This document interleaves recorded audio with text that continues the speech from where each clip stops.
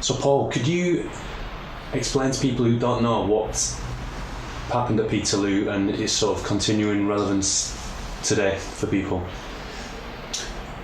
Peterloo, I mean, we always describe it as Manchester's Tiananmen Square, in the sense that it focused so much attention on civil liberties and the right to vote and anti-poverty issues.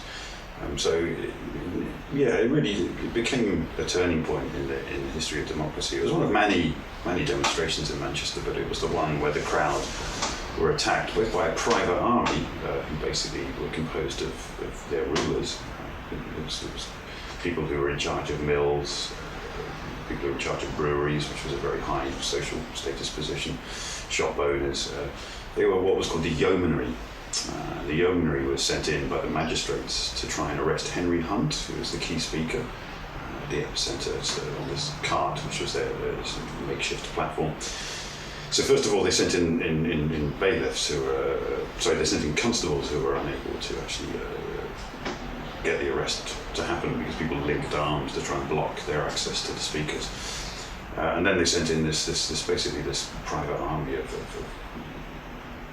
right-wing individuals with swords and sort of playtime military figures. They were almost like sort of an El Salvadorian death squad. I think that was the kind of equivalence. And they basically started hacking into the crowd. They started attacking the banners. They actually killed a disproportionate number of women. There was really some very strange stuff going on in terms of how they reacted to the crowd.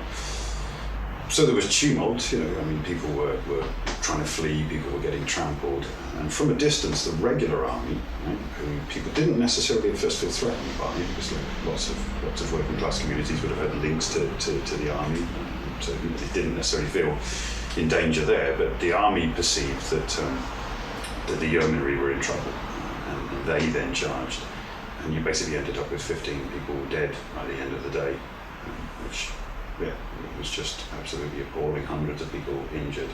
A child was the first person to die, trampled by a horse.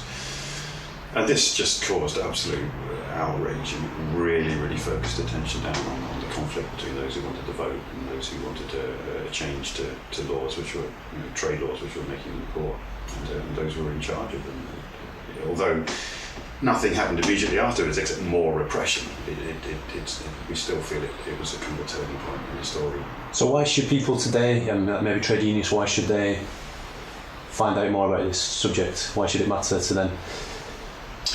Well, I think, first of all, it's just such a shocking event, and it becomes all the more shocking because it's so neglected. There's been this 200-year tradition of whitewashing the memory of Peterloo, and we keep coming across examples of this. When something's an underdog event and when it's not well remembered, I think that puts you under even more of an obligation to find out more. But it's also just a reminder of how much effort people took and how much courage they showed in getting the vote. It always just sticks in my mind that people turned up knowing that the meeting had been declared illegal. 60,000 people turned up. And knowing that they were in danger. I mean, it was just extraordinary. People would show so much courage.